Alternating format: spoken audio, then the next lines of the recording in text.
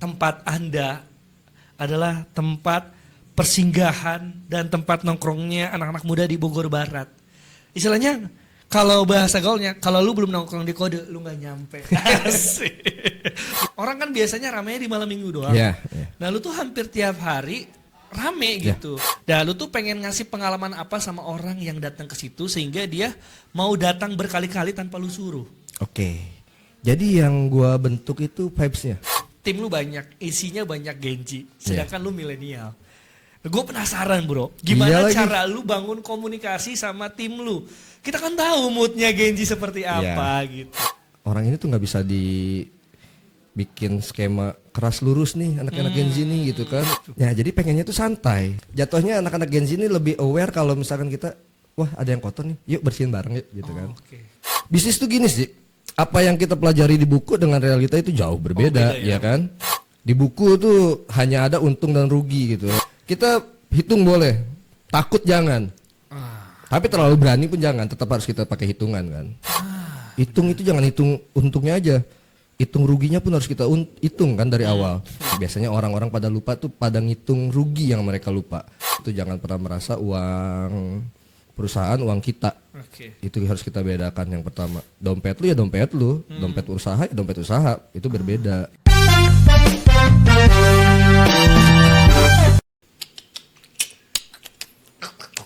Asik, itu dimulai dari kode-kode. Selamat datang brother, Abang Isma. Sehat ya? Sehat dong.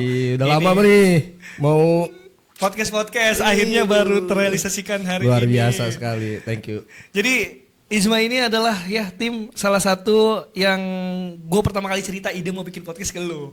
Bahkan mau pakai tempat lu kan karena belum ada set studio. Betul. Tapi alhamdulillah lah sekarang udah ada set studio podcast Studio Jago Cuap walaupun ya dimulai dari tempat yang kecil. Ya luar biasa. Tapi insya Allah lah berkat kode sponsornya besar. Amin. Oke. Thank you bro. Ya abangku sudah mampir. Sama-sama. Ini salah satu pengusaha yang milenial banget di Bogor Barat.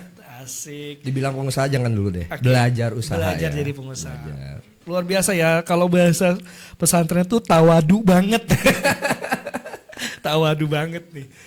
Tapi lu kan sebagai seorang owner dari Kode Kopi dan gua adalah salah satu MC Grand Opening Anda. Betul sekali. Lucu ya waktu itu ya. Iya. Bersama Kang Mumu, Duo Maco. Iya. Mantan Coco. Dipancing mantan copet. Tempat Anda adalah tempat persinggahan dan tempat nongkrongnya anak-anak muda di Bogor Barat. Istilahnya kalau bahasa gaulnya, kalau lu belum nongkrong di Kode, lu gak nyampe. Asik. Belum nyampe nih anak Bogor Barat kalau gak nongkrong di Kode. Kemarin ada lagi katanya Holy Wing Syariah katanya. Viral kan Holy Wing viral Syariah ya. Kode Holy Wing Syariah. Awal lu bangun Kode Kopi ini sebenarnya tuh Kode tuh pengen dikenal apa sih? Tempat nongkrong seperti apa? Lu pertama kali bikin dan Kode Kopi ini lu bikin karena memang idealis dari mimpi bisnis lu. Oke, kalau cerita Kode itu bisnis gue kesekiannya ya. Kesekian. Dari beberapa bisnis yang gue jalanin mungkin Kode itu tahap keempat. Keempat ya, yang dimana yang pertama itu gue di bidang konveksi. Ya kan, pertama jualan baju dulu. Oh lu awalnya mulai jualan baju. Jualan baju toh. Terus vape juga ya? Ya kemudian ke konveksi kan. Nah habis baju dan konveksi gue jenuh kan. Ketemu orang tuh cuma sekedar ketemu, bikin. Ya udah nggak ada pertemanan ya, benar-benar kayak ke klien aja gitu kan. Iya. Akhirnya bener. Apa ya, waktu itu Vape Store lagi 2016 lagi naik-naiknya kan, lagi rame-ramenya gue buka dan di situ alhamdulillah juga besar tuh. Lumayan lah jadi salah satu Vape Store di Bogor Barat yang lumayan waktu itu penjualannya gue udah. Akhirnya ke Kode. Ya, kalau Kode ini sendiri awalnya tuh mau menyelamatkan adik ipar. Oke. Ya. Jadi bisnis Kode ini mau menyelamatkan saudara lu. Ya, adik ipar gue berhenti kerja. Akhirnya daripada kan harusnya masuk ke tanggung jawab gue kan, karena ya kebetulan pas saat gue nikah itu memang udah yatim, kemudian gue nikah 5 bulan dari berikutnya mertua gue yang perempuan meninggal. Akhirnya kan cuma 2 bersaudara. Adik gue berhenti kerja, gue mikir tuh gue nggak bisa ngedidik untuk cuma sekedar ngasih uang ya. Oh iya, ya benar-benar gue pintar lu. nggak mau kayak Benar-benar, begitu kan. benar-benar. Supaya bagaimanapun kita harus tetap hidup mandiri kan. Jadi lu lebih fokus nggak mau ngasih makan orang tapi ngajarin caranya dapat makan. Betul, gitu ya. begitu. Akhirnya gue buka lah sama dia. Ya udah, gue buka ini deh boba deh awalnya Oh, ya. boba. Gerobakan bro. 2000. Oh iya.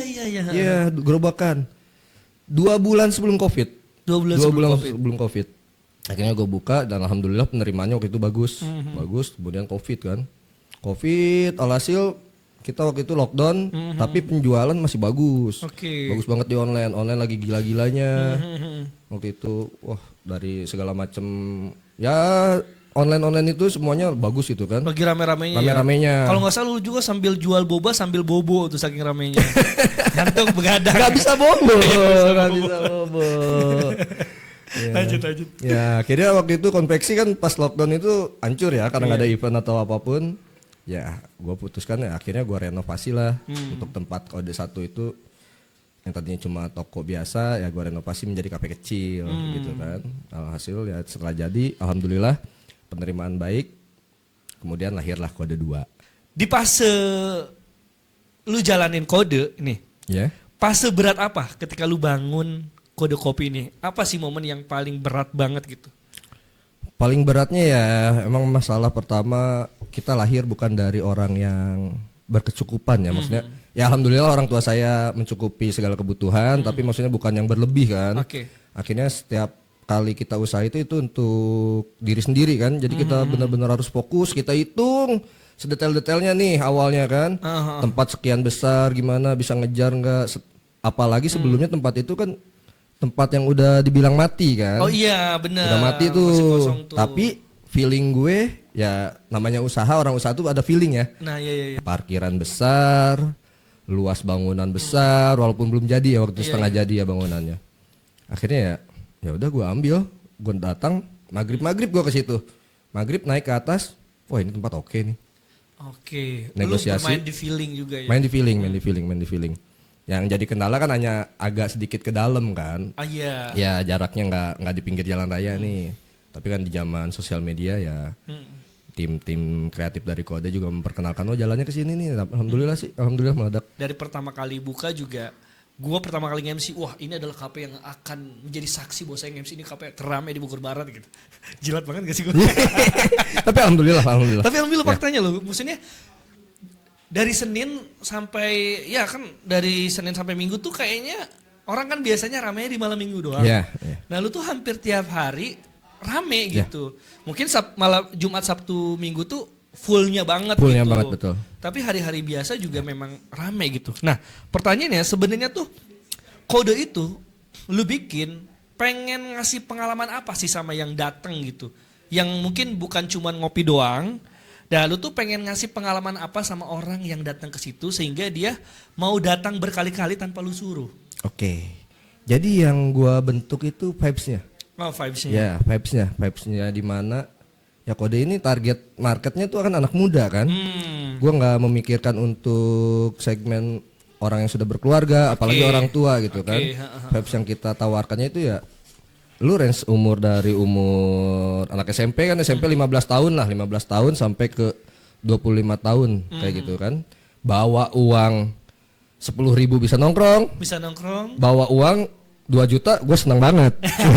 Ya kan? Bisa borong. Bisa atau borong begitu. Bawa uang 10.000 bisa nongkrong, bawa uang 1 juta bisa borong. Borong ya kan gue yang seneng kan kalau kayak gitu kan. Nah, akhirnya di situ ya gimana caranya nih supaya vibes-nya tuh anak muda kayak segmen musik apa dan segala macamnya kita atur supaya isinya tuh ya untuk isi anak-anak muda kayak gitu yang asik gitu yang kan. Yang asik ya. Tempatnya tuh tempat ya gue mau ke situ tuh mau asik-asikan. Mau melepas penat lah iya ke situ ya. Gitu. Gue mau datang ke Kode nih selain ngopi gue mau ketawa-ketawa, gue mau asik-asikan, mau dengerin musik sambil asik. Bahkan sampai ada yang joget-joget gitu kan segala macam. Sampai dilihat snapnya sampai yang gila-gilaan juga di situ. Nah lu tuh menghadirkan Kode Kopi ini bukan cuman vibes orang pengen ngopi, tapi orang benar-benar bisa nongkrong di situ, nyaman di situ, happy di situ gitu ya. Dan lu tadi juga bahas sama gue, lu pengen ngehadirin tongkrongan anak muda. Iya. Nah sampai lu juga karyawannya semua Genji bro. Betul lagi. Hampir berapa persen? Kayaknya Genji semua deh karyawan. Bukan berapa persen, mungkin dari karyawan gue semua yang enggak Gen Z itu cuma 5 orang kayaknya. Iya, maksudnya banyaknya lu Iya. Genji ya, sampai ya lu juga bukan hanya tim lu banyak ya, ada yang maksudnya tim secara operasional di KP-nya, bahkan tim hiburannya juga lu banyak, Bre. Banyak. Itu banyak memanajemen banyak orang Iya, gitu. betul, Jadi betul. itu.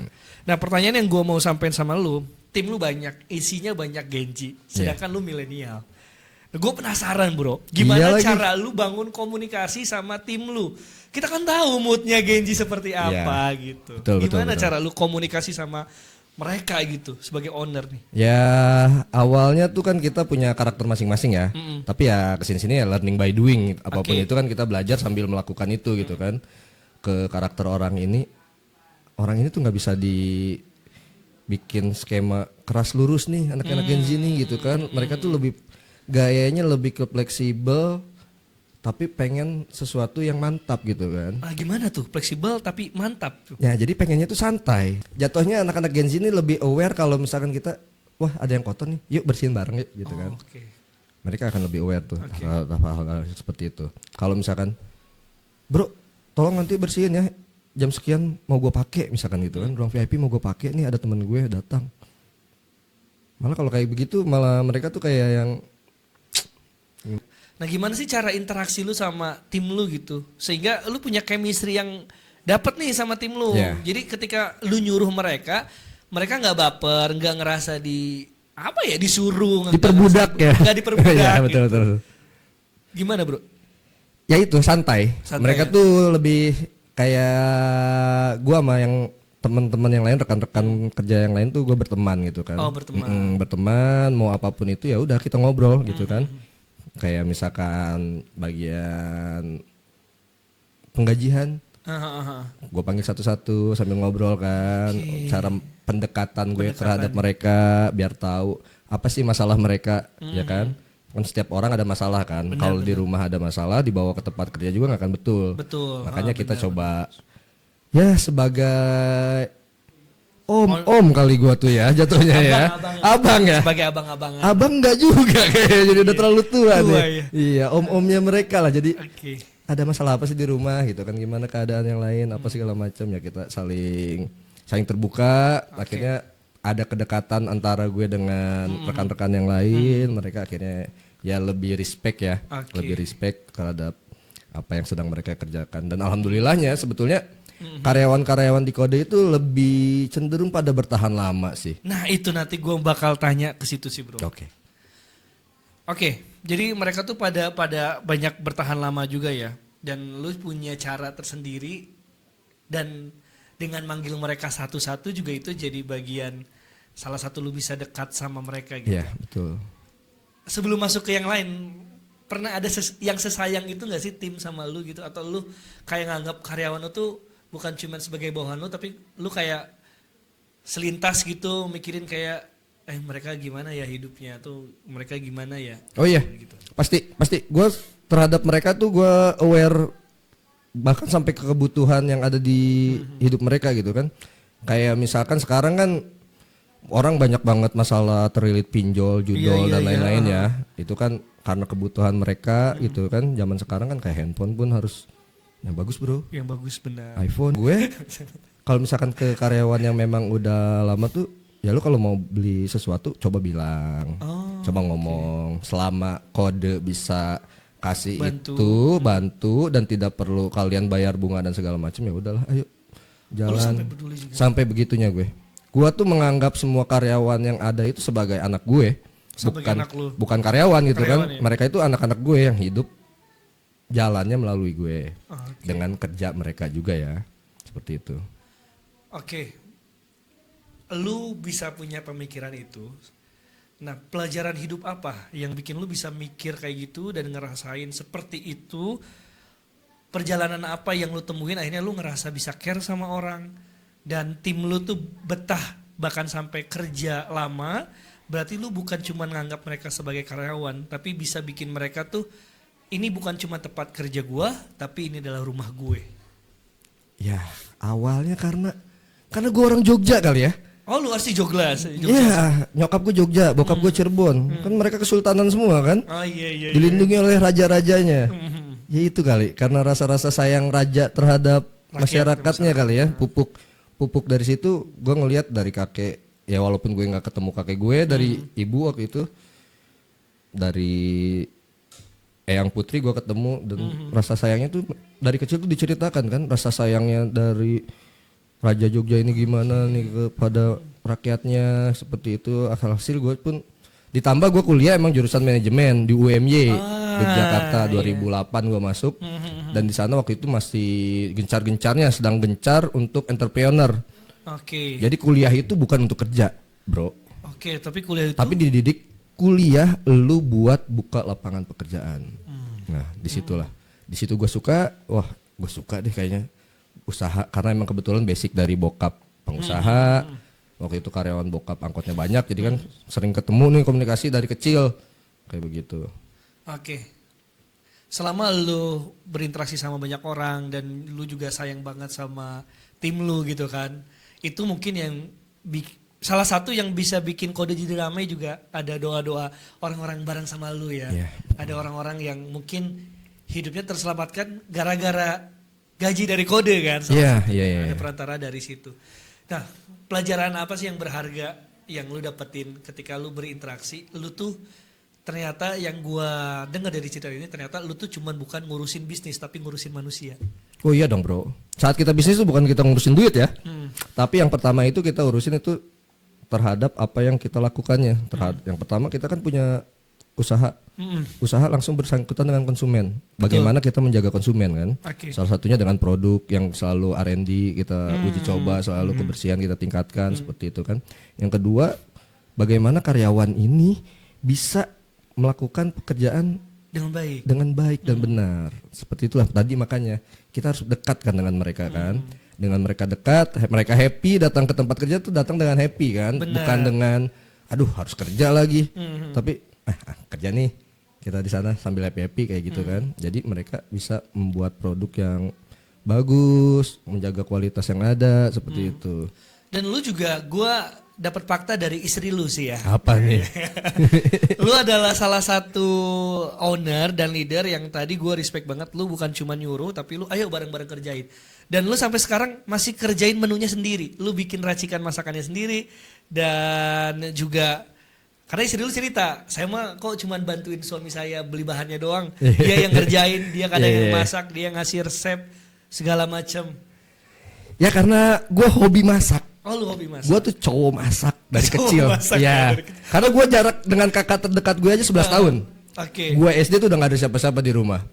Akhirnya cuma nyokap, gue bokap. Oke. Nyokap sebagai kepala sekolah tapi pagi masak. Gue suka bantu. Oh. Di situ gue suka masuk dapur. Kalau orang kan dulu gengsi ya, apalagi cowok ya. Masuk dapur tuh gengsi. Gue enggak. Gue masuk dapur tuh Seneng ya? seneng kayak bikin apa ya, telur nih, nggak cuma telur ceplok tapi digimanain lah kayak gitu kan. Oke. Hasil ya dari situ sampai sekarang akhirnya semua produk itu R&D itu hasil gue.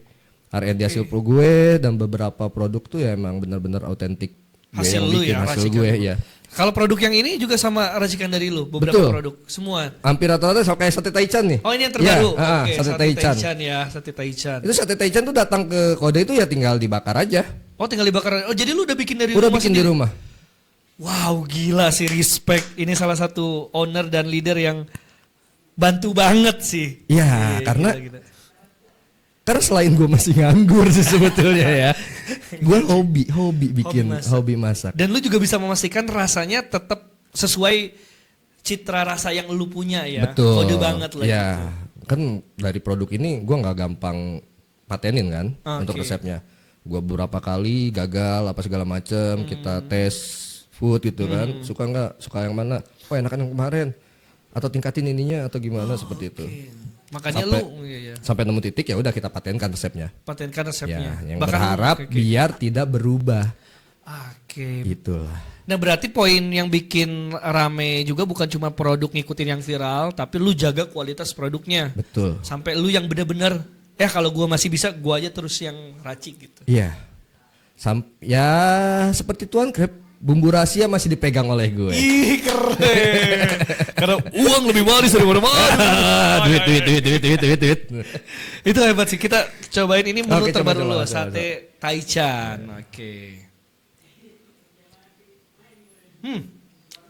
Ini gue bukan peres, enak banget sih serius. Wah, yang benar. Kalau peres kan, gila enak banget mau meninggal. Itu baru peres. Nggak gini-gini. Nggak. Gimana sih kalau cewek gimana sih? Gue lupa deh. Oh, gini ya. Ini enak banget pas gue tuh pas awal buka ini. Jadi dia tuh wanginya kecium gitu bro. Ya, Gue nggak bisa spill resepnya ya. nggak bisa. Tapi ini beneran lu langsung sendiri yang prosesi ini. Proses semua mampir beberapa produk tuh masih otentik gue. Di awalnya aja ya, sisanya ya dikerjakan oleh tim yang lain. Finishingnya Finishingnya, dikerjakan ya. oleh mereka. Wow. Gitu. Untuk ini kopi apa bro? Untuk minumannya? Ini gue pakai basic kopi gula aren. Gula aren. Ya, Oke. Yang ini di tangan gua itu blue lemon. Blue Lemon. Ini sensasinya apa kalau minum ini? Sensasinya seger deh pokoknya. Seger lah ya. Seger. Oke kita Lupa pokoknya sama cicilan. Pas minumnya. pas minumnya udah minum ingat lagi. Kita cheese dulu lah. Oke, siap. Ya asik.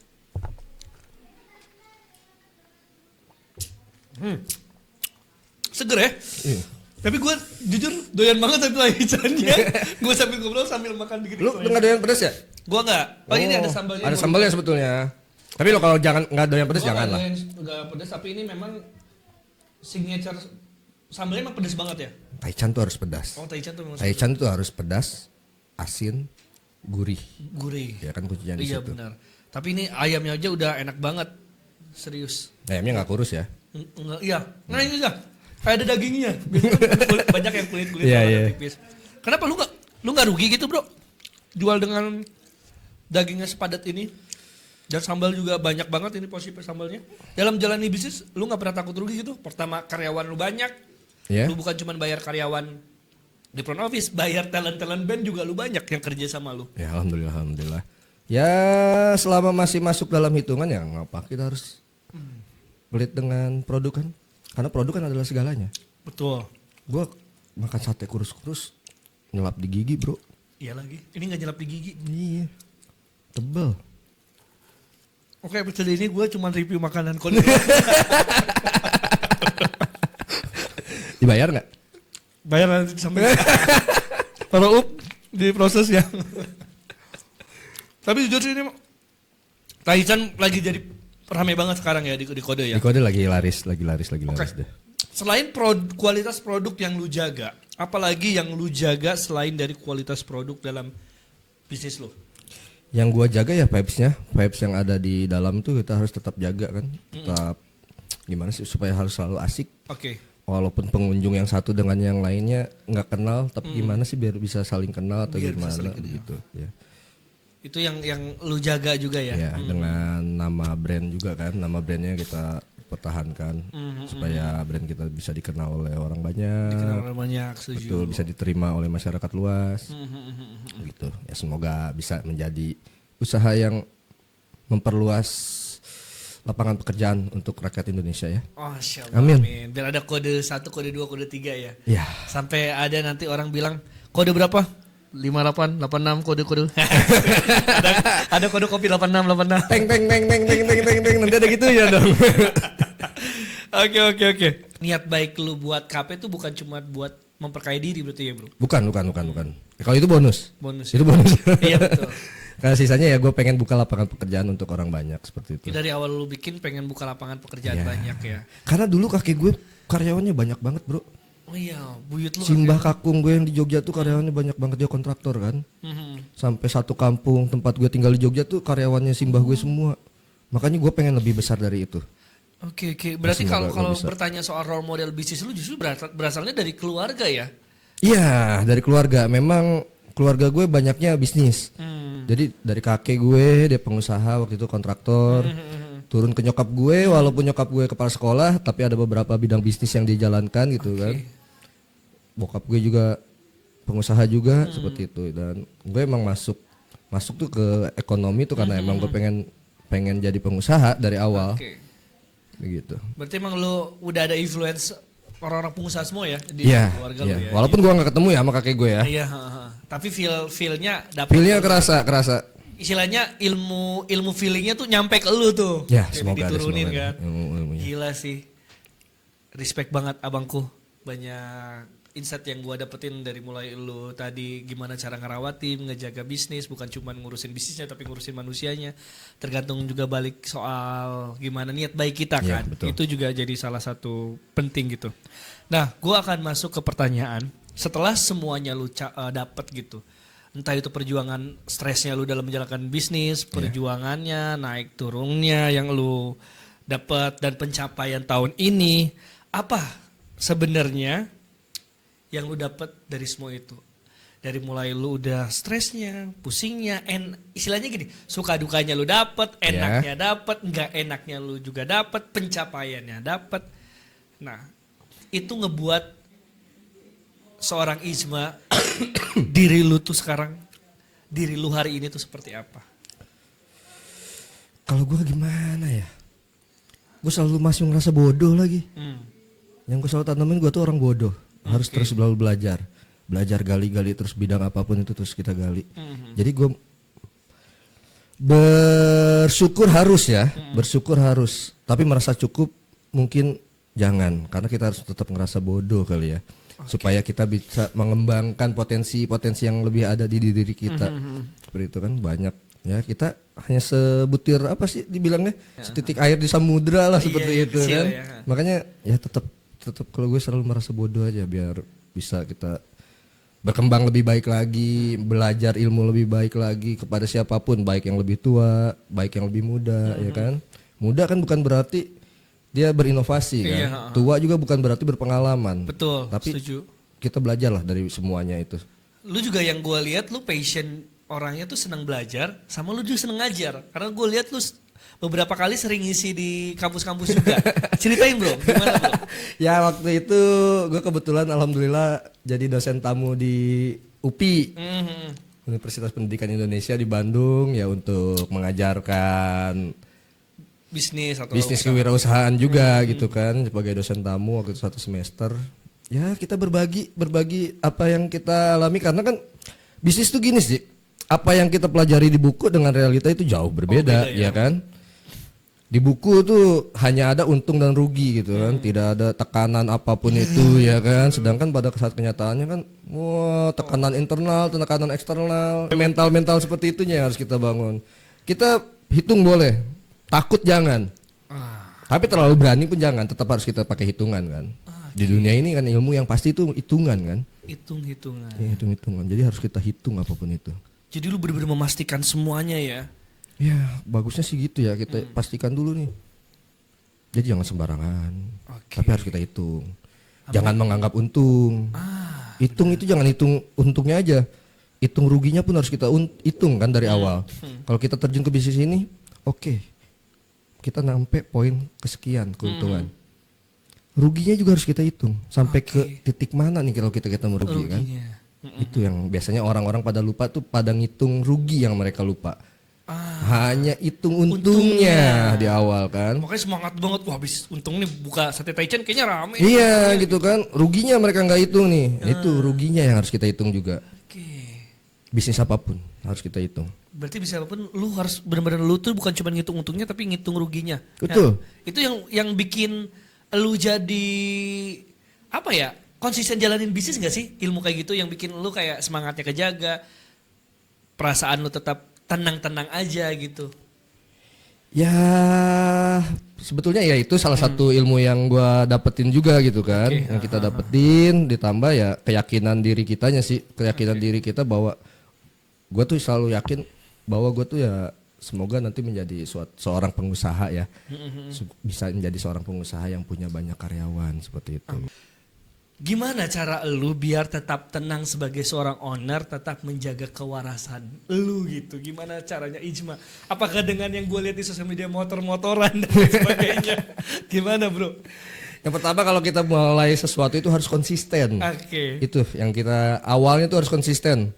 Kalau untuk menjaga kewarasan, ya alhamdulillah sih gue punya keluarga datang ke rumah tuh, ya gue ketemu anak-anak tuh kan kayak penyejuk hati gitu kan. Terus ditambah gue kadang seminggu sekali wajib motoran nih. Ya, lu kan Iya. ngajakan gue podcast hari ini bisa nggak ini hari gue motoran? Ya gitu kan, karena di motoran itu gue bisa jadi bodoh. Apa pelajaran hidup terbesar yang lo ambil dari motoran itu? Gue nggak mikirin apa-apa di hari itu. Saat motoran gue hanya memikirkan kesenangan. Sisanya besok kita kerja lagi, Iya, begitulah. Jadi ya tetap harus ada lah liburan kan. Libur dalam 1 minggu itu 1 hari itu wajib lah. Wajib, supaya menjaga jiwa kita tetap waras, ya. Waras, betul sekali. Betul. Di era kerumitan ini. Di era kerumitan. Jangan sampai ada berita owner kode memakai KTP 23 karyawannya untuk pinjol. Jangan dong, amit-amit dong. Enggak dong. Jangan. Enggak. Balik ke poin ini, gue akan tanya sama lu di posisi sekarang pasti banyak orang yang akhirnya bilang sama lu, enak jadi ijma mah, ngeunah maneh nama, ayeuna geus kieu kode rame wajar we hidupnya santai motoran wae, mobil ge bagus. Gimana bro, sisi lain yang orang gak lihat dari seorang ijma? Ya semua orang tuh kan dengan dasar seperti itu ya. Mereka tidak tahu awal mula kita bagaimana. Kita kan membranding diri kita yang baik-baik saja kan. Setuju. Tidak perlulah segala sesuatunya itu mereka tahu kan. Ya pagi-paginya gue harus gimana, gue harus ngurusin ayam sampai 40 kilo segala macam kan nggak usah tahu kan. Jadi ya mereka melihat mungkin apa yang kita branding kan. Tetapi ya pada di dunia nyatanya apapun itu yang enak pasti ada usaha keras. Betul itu. Seperti kata almarhum presiden kita kan B.J. Habibie, tidur tidak lebih dari 3 jam. Ya kan? Lihat sukses apa dia kan sekarang. Betul. Orang sukses itu pasti dengan usaha yang sangat ekstra. Gue percaya itu sih. Betul sekali. Dengan begadang, kalau lu begadang dengan bawa ayam, dengan masih mengeracik sendiri, gua juga kadang masih ngedit sendiri. Iya begitu bro, betul. Dulu juga gue jalanin semuanya sendiri kok, ya kan dari mulai apa jualannya sampai ke depannya gue bikinnya dulu masih seperti itu, sampai akhirnya punya karyawan lagi, alhamdulillah bisa dikerjakan oleh mereka gitu kan. Oke, hanya segala sesuatu berproses, ya proses itu nyata. Oke, seperti lu buat sate taichan dari mulai beli ayamnya sampai dikukus dulu. Ya, dibakar barulah jadi. Betul, begitulah. Semuanya itu ada proses, tidak ada yang instan kecuali Indomie. Apa momen yang lu masih bisa kuatkan diri lu dan tetap merasa bersyukur dengan segala sesuatu yang lu alamin, mau itu naik turun, mau lagi untung. Seperti apa yang feel yang lu tanamin sama diri lu gitu, bro?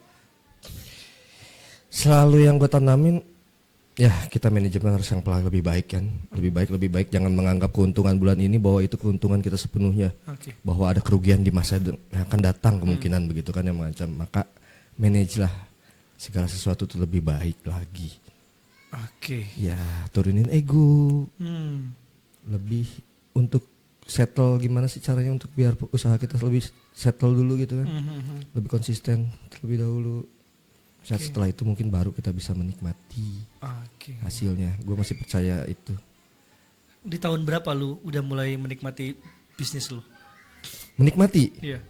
Menikmati ya alhamdulillah menikmati sih bro gitu kan. Menikmati dari, gue bisnis dari 2012 sampai sekarang 2025 mau ke 2026. Menikmati, cuma ya gue masih yang tanamkan modal lagi di situ masih ya terus aja berputar-putar dulu di situ. Putar-putar terus.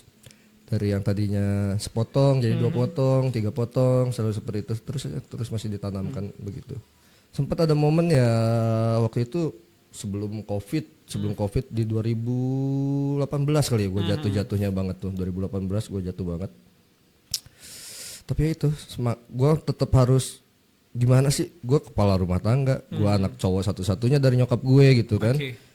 Ya itu yang jadi motivasi gue itu untuk mereka gitu kan, bahwa gue nih harus bertanggung jawab nih terhadap keluarga, gue tuh harus bisa membahagiakan mama gue. Jadi lu jangan sampai menyerah di sini deh, ayo Kemon belajar lagi gitu kan.